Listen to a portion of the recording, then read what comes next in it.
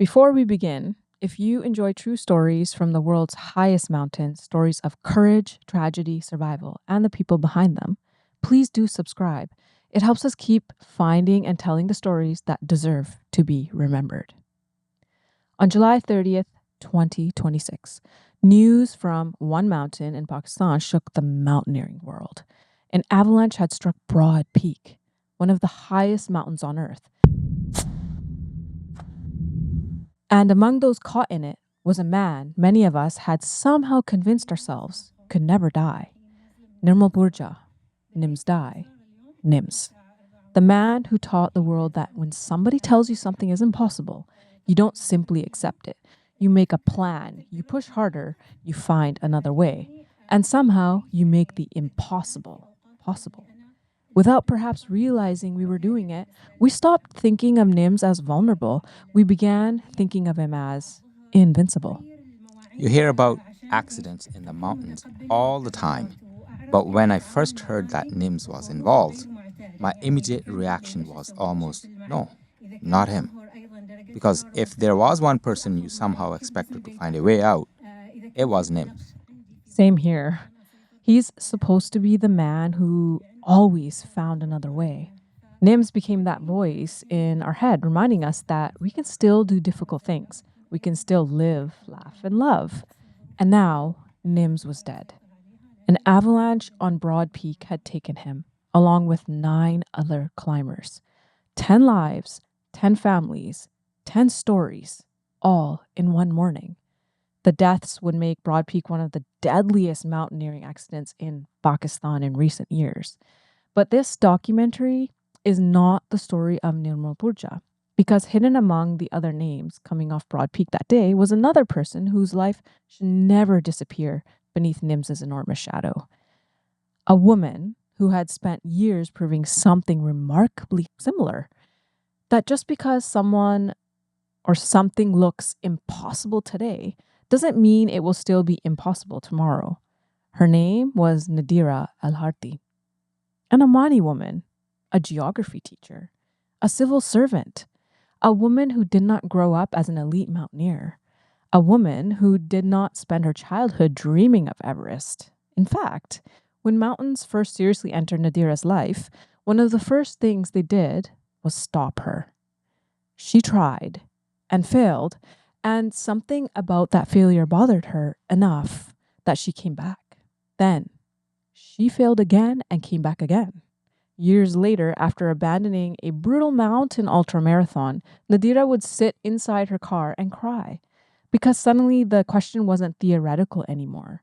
She had told herself she was preparing for Everest. But what if she wasn't capable of Everest? What if the dream she had allowed into her life was simply too big? What Nadhira could not possibly know then was eventually she would stand on top of Mount Everest. She would climb Manaslu, Ama Dablam, K2, Nanga Parbat. She would become the first Omani woman to reach the summit of Everest. She would carry the name of a dead friend to the highest point on Earth. And eventually, on the morning of July 30th, 2026, she would be climbing Broad Peak. While Nims Purja and other climbers moved through the same upper mountain, their trackers were transmitting. The climbers were moving upward, one position, then another. And then something happened. Miles away on K2, a climber looked across toward Broad Peak and saw an avalanche.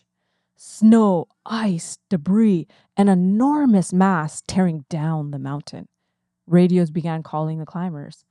No answer. Again, nothing. And later, when tracking information was examined, Nadhira's GPS data revealed something horrifying. Her tracker had not simply stopped. It had plunged approximately 1,651 vertical meters, more than a mile, straight down in elevation. So how did this woman, a geography teacher from Oman, a woman who once wondered whether she was even capable of becoming a mountaineer, end up here? On an 8,000-meter mountain, inside one of the worst climbing disasters of the decade. To understand that, we have to go back. Before Broad Peak, before K2, before Everest, and before Nadhira Al Harthy became a name known across Oman. Back to the first mountain that looked at her dream and seemed to say no. Before any of those mountains, Nadhira Al Harthy was living a very different life. She studied geography, she trained as an educator, she worked as a geography teacher, and later within Oman's Ministry of Education. Mountains already existed in her world, but differently. She studied contours, elevation, rock, climate, and landforms, the things you explain to students, not places where you imagine yourself standing at 8,000 meters. Nadhira was not raised as an elite endurance athlete. She would later describe her transformation into climbing as something she had to build piece by piece. And that matters because when we look at someone standing on Everest, we tend to rewrite their entire life. We imagine they must always have been different, fearless as children, naturally gifted, born for an adventure, probably started running mountains at 15, and then planning expeditions at 20. But Nadhira's story is more interesting than that because the extraordinary version of Nadhira came later in 2015. Her work takes her to Tanzania. Nadhira accompanies a group of Omani students on an educational expedition connected with the Ministry of Education for which she worked. Their destination, Mount Kilimanjaro, at 5,895 meters, the highest mountain in Africa. She was there primarily as a mentor accompanying students who were taking environmental measurements. And somewhere during that journey, perhaps for the first time, the geography teacher is no longer simply explaining mountains. She is standing inside one, climbing one, feeling altitude inside her own body. This should have been an extraordinary first summit, a beginning, with the photograph and the celebration.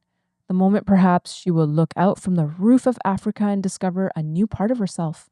Except, this is not what happens. Nadhira becomes sick, very sick. Altitude sickness hits, and eventually she cannot continue. The summit goes on without her. She has to stop. Imagine that moment. You traveled from Oman to Tanzania.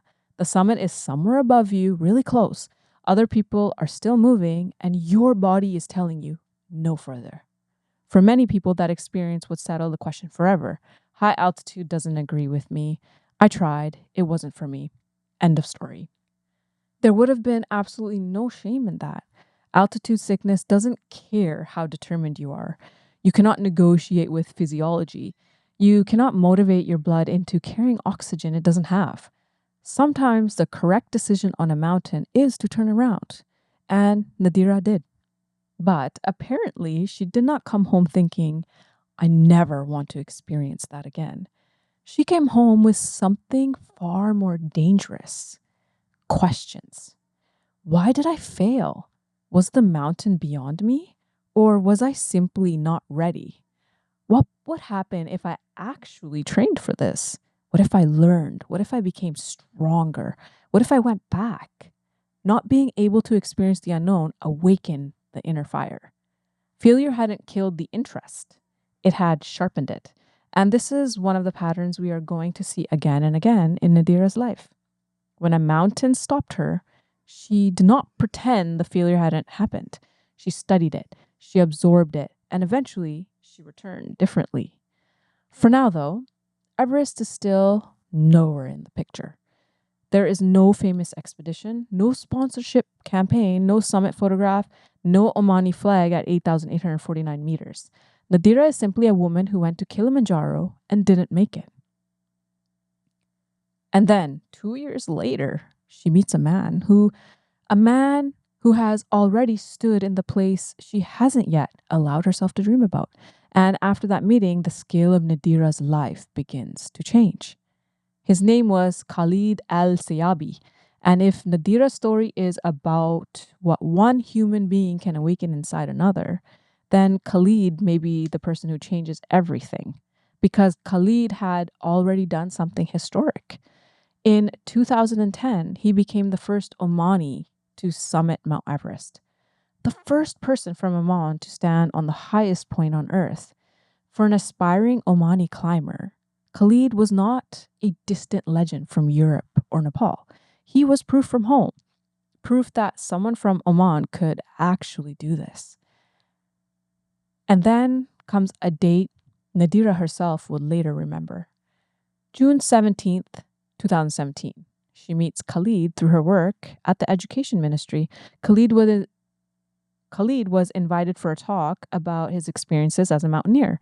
She hears his story, and something that had perhaps existed only vaguely inside her suddenly becomes specific. Not, I would like to climb more mountains, not, maybe one day I'll do something big, but something much more frightening, much more concrete. This is Mount Everest in her mind. Nadira later wrote that June 17, 2017 was the day she decided she would pursue the summit after meeting Khalid. His story, she said, changed her perspective on life. Think about how absurd that decision might have sounded from the outside. 2 years earlier, Kilimanjaro had stopped her. Kilimanjaro is only 5,895 meters. Everest is almost 3 kilometers higher. The upper part of Everest enters what climbers call the death zone, a place where the human body cannot properly acclimatize and begins deteriorating simply by remaining there. And Nadira was not a professional mountaineer. She didn't have decades of Himalayan experience. She didn't have a catalog of difficult summits behind her. What she had was an idea and a burning desire, and one person who knew what that idea actually required. Khalid did not simply tell her, believe in yourself. He began helping her build the person capable of making the attempt. 2 years, 2 years of preparation under his supervision.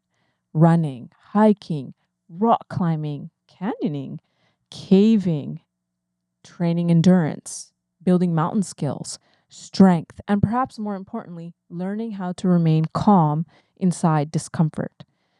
Nadira later described preparing her mind as being every bit as important as preparing her body, because Everest does not care how inspired you were when you bought your plane ticket. Eventually, the inspirational speeches disappear, the music disappears. There is only cold, fatigue, fear, a heavy pack, a fixed rope, a step, and another step, and then another. And again, only fear remains. So Nadira begins training, but she does something interesting. She keeps a real dream a secret. She does not immediately tell everybody, I'm going to climb Everest. She doesn't turn it into a big public declaration. She protects it. Nadira later wrote, oh my God.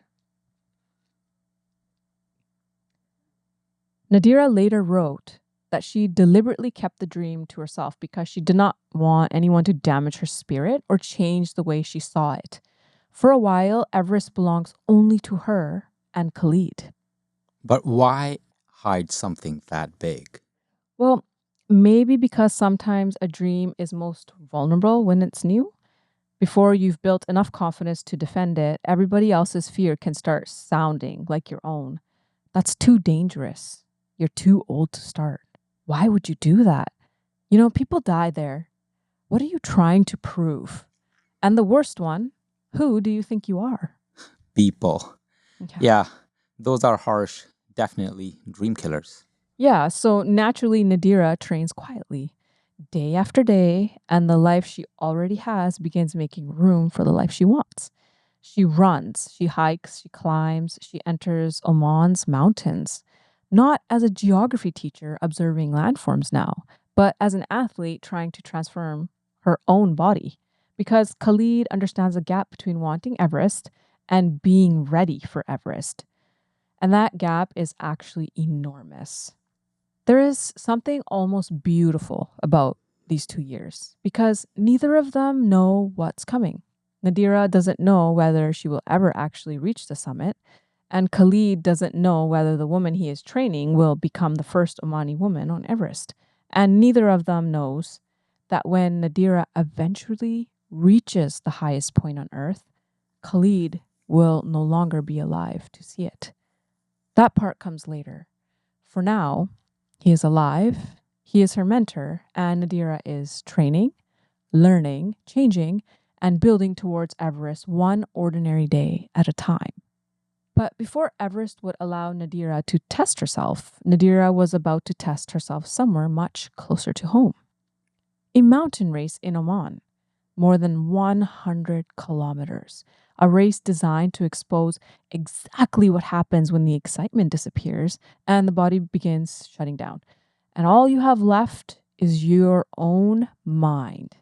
Nadira believed she was preparing for Everest. Instead, she was about to experience another failure, one so painful that she would drive home afterward and cry. And for the first time since making that promise to herself, she would seriously have to confront the question, what am I really doing? Can I even do this?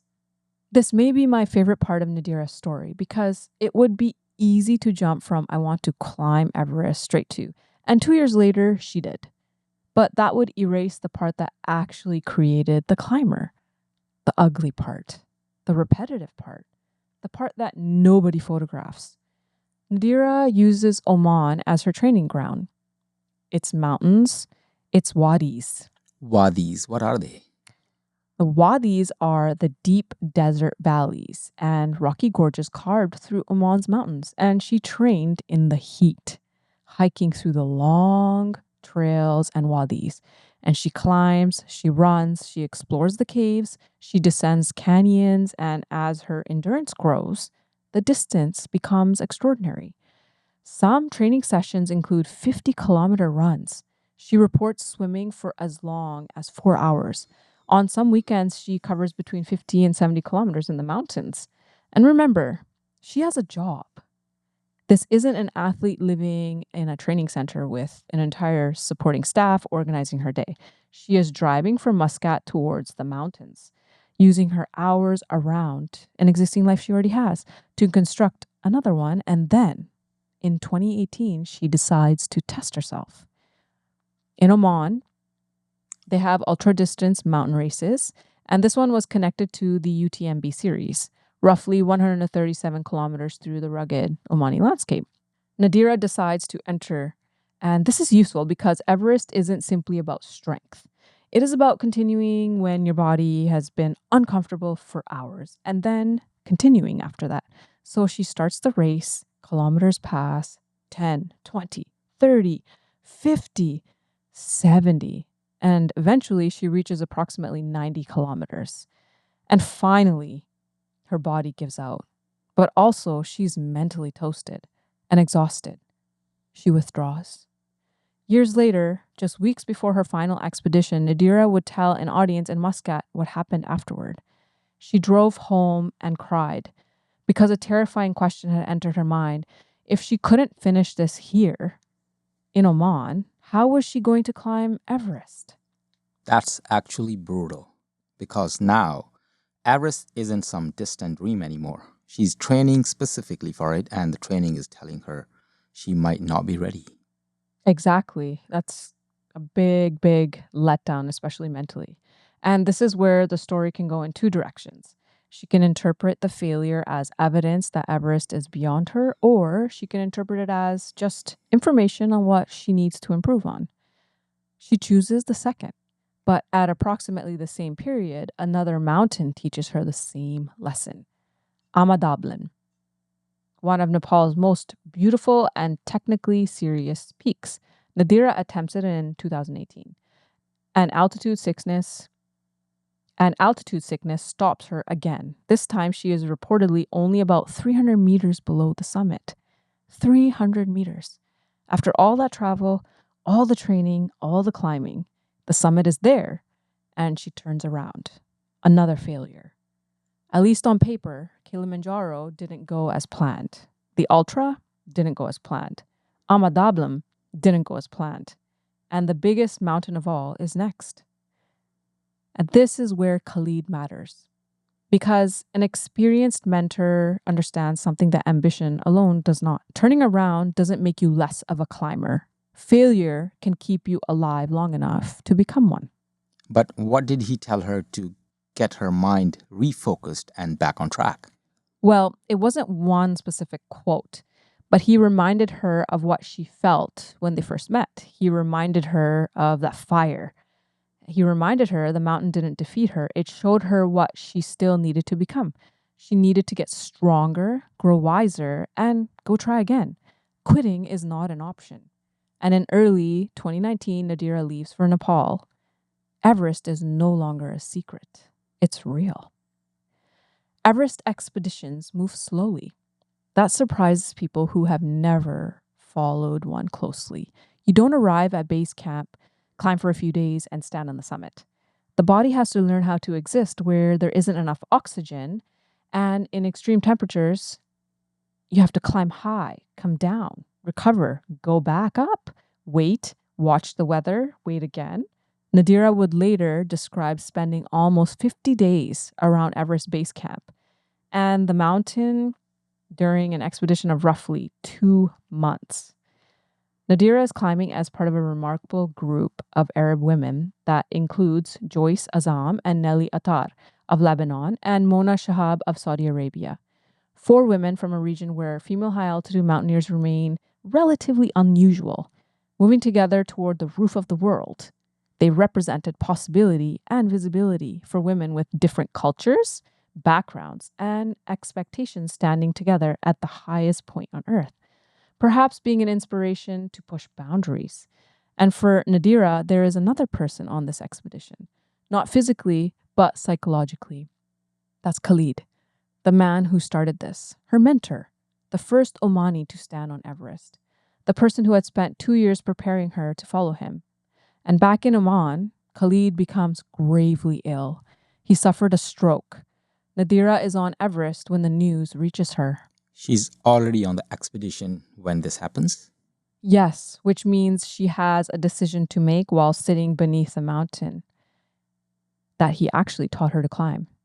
Continue or come home. Then on April 28th, 2019, Khalid Al Siyabi dies. He's only 46 years old. And Nadhira is still at Everest Base Camp. There are moments in a life when the goal you have spent years pursuing suddenly changes meaning. Before this, Everest represents possibility, personal transformation for Aman, representing Arab women in adventure and achieving impossible things, and a promise to herself. Now it contains grief. The person who showed her the road will never see her finish it. Nadhira decides to continue. And Everest in 2019 is not quiet. That season will become globally infamous for congestion high on the mountain. Images of queues of climbers near the summit travel around the world, and the reports come out. Yeah. How long were the queues? There were reports of climbers being stuck in line for over 2 hours in the death zone. And Nadhira and the other women are climbing directly through that season. Higher, colder, slower, the air thinning with every meter. They reached the South Col in darkness, climbing through the night by the narrow beams of their headlamps. Finally ready for the summit push. And then, at the dawn of May 23rd, 2019, Nadhira reaches the summit of Mount Everest. She becomes the first Omani woman and only the second person from Oman to stand there. But the date contains an extraordinary coincidence, or perhaps something more meaningful than coincidence. Khalid had summited Everest on May 23rd, 2010, exactly 9 years earlier, and Nadhira had brought something with her. Not sophisticated climbing equipment, not a record certificate, a piece of paper, and on it, Khalid's name. She leaves his name on Everest, the first Oman man to reach the summit, who has helped the first Omani woman reach it in 9 years, who helped the first Omani woman reach it 9 years later. And although he isn't alive to see it, his name returns to the top. He's with her in spirit. That feels like the ending of a film. Well, I think it should be. For most people, it probably would be. Start climbing in your 40s, learn everything from scratch, fail, train, lose your mentor, become the first woman from your country to summit Everest, and then come home. Tell the story, done. Except Nadhira isn't finished. Everest has done something dangerous. It has shown her that the impossible thing wasn't impossible. And once you learn that, the next question becomes difficult to silence.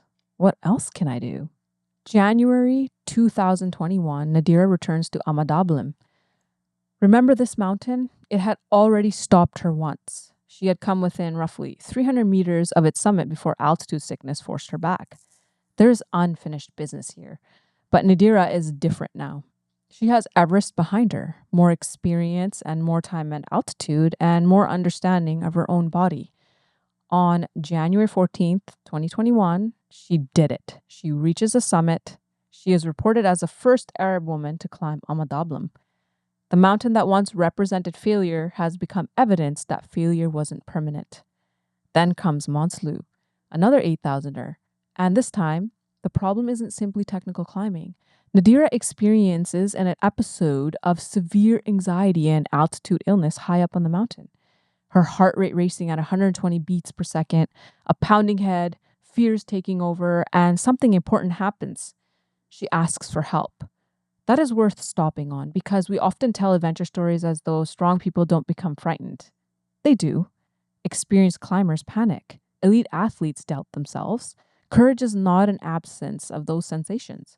Sometimes courage is recognizing that something is happening to you and allowing somebody else to help. Who did she ask for help then? Well, she reached out to friends that she trusted and her Sherpa, people who understood altitude and what was happening to her. She was assigned a Sherpa from Seven Summits Trek, but she just refers to him as her Sherpa helper. She listened, and on their advice, she began taking Diamox. Then she gave her body some time to adapt, and slowly she started climbing again. Nadira recovered, and she finally reaches the summit of Manaslu, another Omani flag high above the world, and on the descent, her Sherpa protects her again and tells her not to look at a dying climber on the way down. So she doesn't. Wow, there was someone dying as she was descending? Yeah, the harsh truth of these mountains. Unless you're strong enough and incredibly trained, you can't really do much to help a struggling climber. True. So by now, Everest no longer looks like an isolated achievement. A project is forming. There are 14 mountains on Earth higher than 8,000 meters. The 8,000ers are Everest, K2, Kanchenjunga, Lhotse, Maklu, Choyoyu, Dalugiri, Manaslu, Nanga Parbat, Annapurna, Gasherbrum 1, Broad Peak, Gasherbrum 2, and Shishapangma. For high altitude mountaineers, all 14 represent one of the great long-term projects in the sport. And Nadira says she wants them.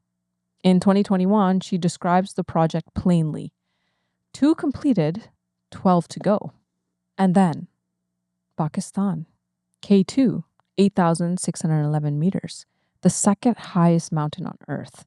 The mountain with a reputation that requires no embellishment. Nadira comes to the Karakoram and on July 25th reaches the summit. Wow, she summited K2? Yeah, that is pretty amazing. You know, that feat, even with the help of Sherpas, you still need to get there and back down through the bottleneck and also down climbing that house's chimney. Wow. This is another enormous step, another mountain crossed from imagination into memory. And with every expedition, something else is happening. Nadira is building relationships inside a very small international community. People who understand what it means to sit in a tent while snow builds outside, to wait days for a weather window, to cry, to laugh, to be frightened, to become bored, and to talk about food, to miss home, to share intensely ordinary moments in extraordinarily dangerous places. One of those friends is Lebanese mountaineer Nelly Attar, who had climbed Everest with Nadira in 2019 and later shared other expeditions with her. After Nadira's death, Nelly remembered not merely summits, but the person between the summits. The humor, the food, the conversations, the tears, the friendship, because this is the strange distortion created by famous climbers.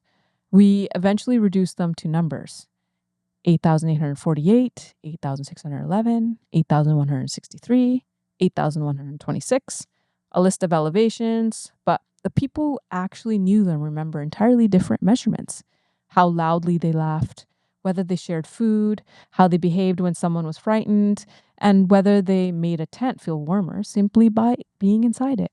For Nadira, the list keeps growing. The Matterhorn, then Pakistan again, In July 2024, she reaches the summit of Nanga Parbat, 8,126 meters. She becomes the first Omani reported to summit the mountain, another 8,000er, another step forward towards the 14. And yet, something about Nadhira's public message increasingly has very little to do with collecting mountains. There is an expression associated with Nadhira that initially sounds alarming. 2 words, die empty. The idea isn't about death. It is about refusing to reach the end of your life, still carrying everything you could have given away. Knowledge, experience, encouragement, lessons, and ideas. She says one should teach them, share them, and use them. Don't leave them locked up inside you. That philosophy became closely associated with Nadhira's desire to pass what she had learned to other people, particularly women and young people. And this matters because becoming the first changes the responsibility of the person who comes after. If Nadhira's achievement had ended with Nadhira, then Everest would have been merely personal. But she understood what visibility could do. A girl in Oman could now see an Omani woman wearing a hijab standing on Everest. Not theoretically, not someday. There was a photograph, there was a name, there was some proof. Her own family alone included dozens of younger female relatives whom she hoped to influence. And CNN later noted that she had spoken of empowering Muslim women and girls, including her 32 nieces, to pursue endurance sports and larger ambitions. And there's another thing people close to Nadhira repeatedly remember after she is gone: humility. One friend recalled meeting her without initially being told about Everest at all. Imagine that. You have stood on the highest point on the earth, and it isn't the first thing you tell people. Mountains were becoming enormous in her life, but she apparently had little interest in making herself enormous because of them. Now, we arrive at something that feels different after you know what comes next. May 31st, 2026, Muscat, less than 2 months before Broad Peak. Nadhira speaks publicly about Everest and the road that brought her there. Nadhira came from a large traditional Omani family. She has 9 brothers and 6 sisters. She was the first person in that enormous family to enter this strange world of mountain climbing. At first, they thought she was crazy. Her mother worried. Her family didn't even know she was training for Everest until only 2 months before she left. But once they understood that this wasn't a passing obsession, that Nadhira had found something that gave her life purpose, the family that had once questioned the mountains began standing behind her. This gives her courage. She talks about Khalid, about training in Oman, about the ultra-distance race she couldn't finish, and about crying on the drive home, about base camp and about waiting and the fear and the loneliness she felt and the sacrifices she made.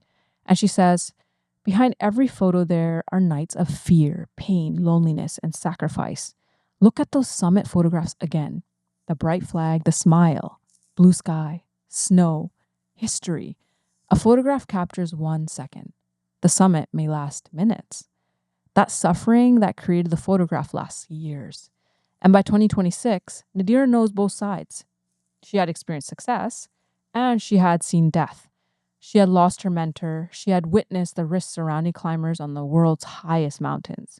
She understands exactly what these expeditions can cost. This is not a naive person wandering innocently into danger. Nadhira is now an experienced high-altitude mountaineer, and at the end of that presentation, she gives the audience a simple idea. We all have our own Everest. Not everybody needs to climb a mountain. Your Everest may be something completely different, something frightening, something private, something nobody else can see. And then, within weeks, Nadhira leaves for Pakistan. Broad Peak, approximately 8,051 meters, the 12th highest mountain in the world. Its enormous summit ridge gives the mountain its name. Across the Karakoram skyline, K2 dominates attention. But Broad Peak is not a consolation prize. It's an 8,000er, remote and serious, totally avalanche exposed. And Nadhira is here as part of her continuing attempt to climb the 14 highest mountains on Earth. She is climbing with 7 summit treks. Her expedition includes experienced Nepali high-altitude guides. At roughly the same time, other expeditions are also moving on the mountain altogether. 10 climbers will converge on the same summit push. The names matter because very soon news reports will call them the 10 climbers. But nobody wakes up in the morning believing they are about to become part of a number. There is Nadhira Al Harthy of Oman, Nirmal Purja, Purbahadur Yukta Gurung, Nima Sharpa, Kilipemba Sharpa, Gayalu Sharpa, and Nwang Tindu Sharpa, and Chinese climber Wang Zhong, Hunza Pakistan climber and guide Sohail Saki, and American climber Mallory Geis. 10 lives, 4 teams. One section of mountain, the dangerous avalanche section, and the weather has already written part of the story. A period of stormy conditions and fresh snowfall precedes the climb. The upper mountain has been replenished with snow. Then, a weather opportunity appears. Unfortunately, weather doesn't show if the snowpack had improved enough. Climbers throughout the Karakoram understand what that means. You wait, and wait, and wait. And then suddenly, everyone moves. Because a summit window doesn't belong to you. You use it, or it disappears. She is following recommendations of her team, but ultimately the decision was hers. We may never know the conversations or the deliberations that occurred. Definitely. Perhaps they looked at the improving forecast, perhaps they examined the snow around them, perhaps they considered the route history, perhaps they believed enough time had passed, perhaps the fact that this particular area had not been known for an avalanche of this magnitude gave them confidence. Yes, everything was considered, and they also knew something else. The Karakoram season was disappearing. Nadira had already failed on Gasherbrum too, and Broad Peak was an opportunity to save the expedition. So, on July 28th, the 10 climbers leave Broad Peak Base Camp. They move towards Camp 1. 10 people are alive, 10 people are climbing. There is no emergency, no search, no helicopter, no avalanche. Just crampons biting into the snow, fixed ropes, packs, breathing, and the ordinary mechanics of an expedition. They spend the night around Camp 1. The following day, July 29th, they move towards Camp 2. And now we are approaching the place where we began. Camp 2, around 6,200 meters above them. The route toward Camp 3, the exposed slope, the place every climber must cross if they intend to continue. And night falls. It's now morning, July 30th, 2026 at 5:33 a.m. She's in good spirits. Later GPS reconstruction places all 4 expedition groups around Camp 2, I believe. There is no reason yet for anybody watching a tracker to panic, I think. Yeah. Climbing at this altitude is slow, gears prepared, layers adjusted, crampons checked. The route rises ahead. By approximately 7:30, the teams are moving upward. And here I want to be very careful because when everybody in a climbing group dies, there is a temptation to fill the missing moments with imagination, to invent conversations, to say somebody heard cracking snow, that somebody shouted, that somebody looked upward, that Nadira understood what was happening. We do not know that. There's no surviving witness from the group who can tell us precisely what they saw in those final seconds. And respecting them means accepting that blank space. What we do know comes from the mountain, from distant witnesses, and from electronics. Just before 9 o'clock, one tracker is still moving normally. Then, somewhere between approximately 8:57 and 9:30, the data changes. Across the valley on K2, Genjin Lama looks towards Broad Peak and sees the avalanche, a huge avalanche, far larger than any ordinary sloughs and slides climbers might observe in these mountains. He radios Gaelu, no response. He radios Noang, no response. But he still doesn't know they're dead. No, and neither does base camp. That knowledge arrives slowly, very slowly, and cruelly because for a while, silence still has innocent explanations. Radio battery might be out, terrain, the wind, the distance might be affecting the communication, a climber concentrating. So people keep calling and they're waiting. Nothing. Hours pass. And on K2, Genjin eventually talks with other expedition leaders. Their climbers on Broad Peak are also silent. Now the problem becomes larger. It isn't just Seven Summits track. It isn't just one radio. Other teams can't reach their people either. Somebody needs to see those trackers. But Broad Peak sits deep in the Karakoram. This is not the hyper-connected environment tourists may imagine from modern Everest expeditions. Communications are limited. Reliable internet access is difficult. Private helicopter infrastructure is not equivalent to Nepal.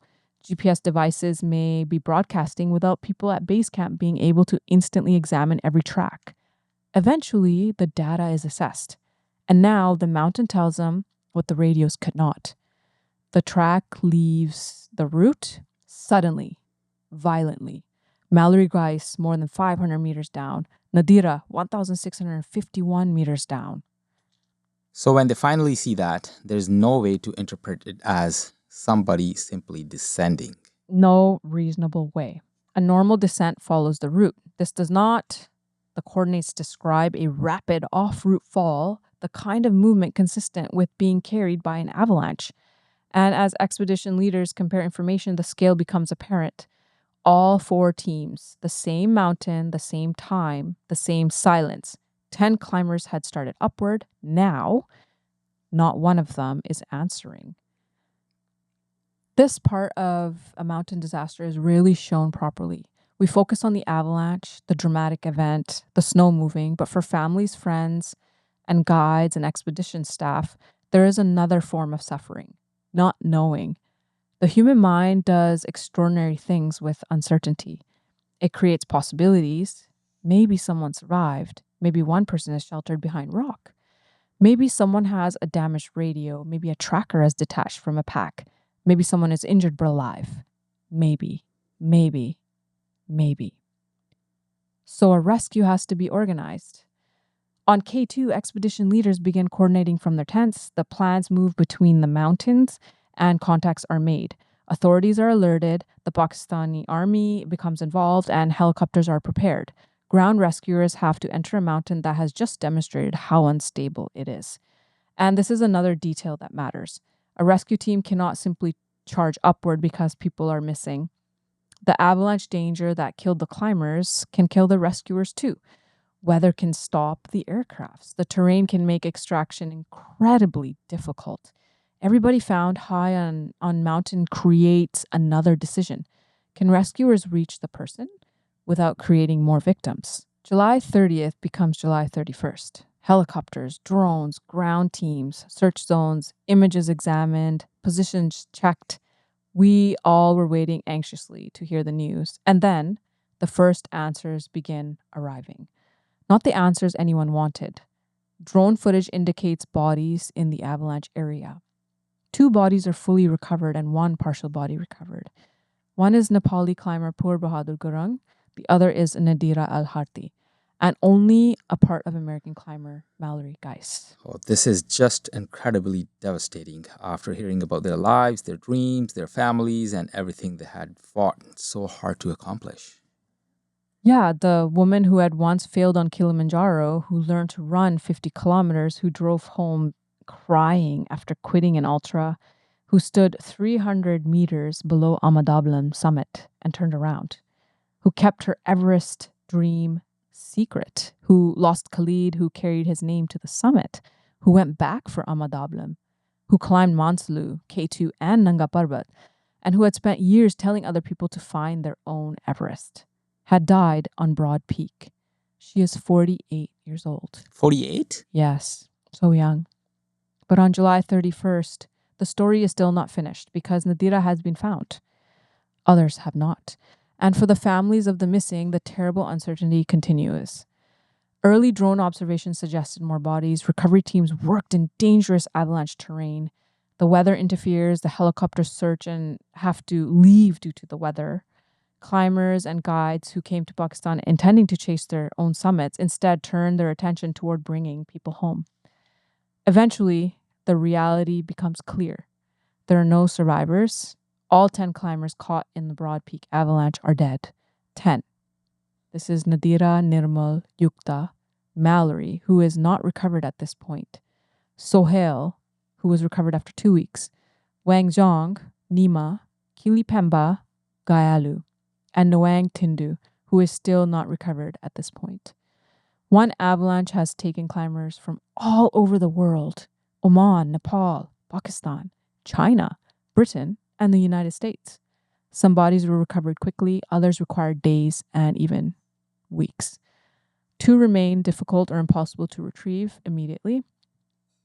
And once again, Broad Peak reminds everyone of a truth mountaineers understand, but the rest of us sometimes forget.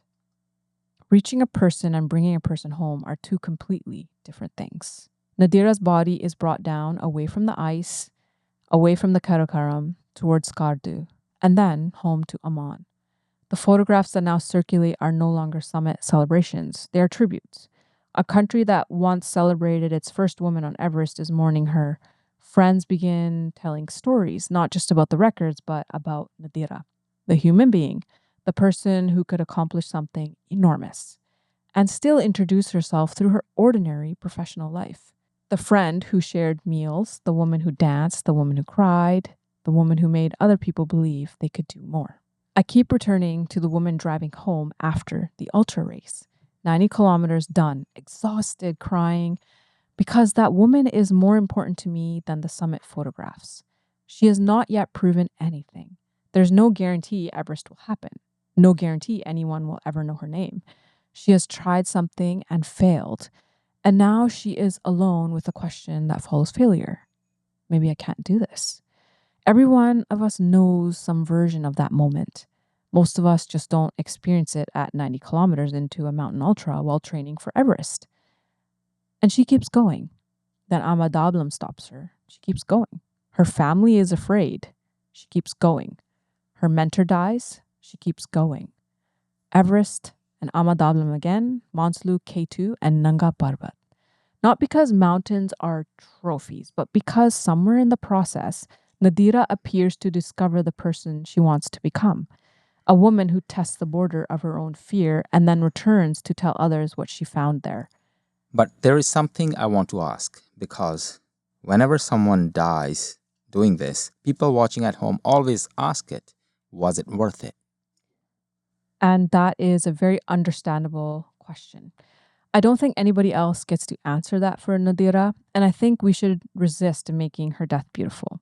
Avalanches are not poetic. Families losing someone are not poetic. The mountain did not need her. Broad Peak did not choose her. An avalanche occurs, 10 human beings died, and 10 circles of families and friendships were permanently changed. But it was her decision and her decision alone. There is another mistake that we can always make. We can always look backward from the accident and decide that everything before it was simply a path toward death. But it wasn't. Nadira lived for years because of mountaineering too. It gave her friendships, purpose, education, travel, a community, a platform to teach, a way to encourage women who had never imagined themselves in outdoor sport. It connected a geography teacher in Oman with the highest mountains on earth. Her death is part of her story. It should not be allowed to swallow the rest of it. A life can stop, a heartbeat can fall silent, but what a person leaves inside other people can keep climbing long after they're gone. And somewhere in Oman, there may be a woman running her first 5 kilometers, a girl looking at the Hajar Mountains, a student who once listened to Nadira speak, someone considering a dream that seems ridiculous, too difficult, too late, too frightening, and perhaps without ever meeting her, that person goes a little further because Nadira went first. The GPS line stopped on Broad Peak. The path she opened did not. I'm Rima, and this is Reembok Arcane, real people, real mountains, and real stories. If stories like Nadira's matter to you, please do subscribe and join us, because somewhere tonight on another mountain, another story is already beginning.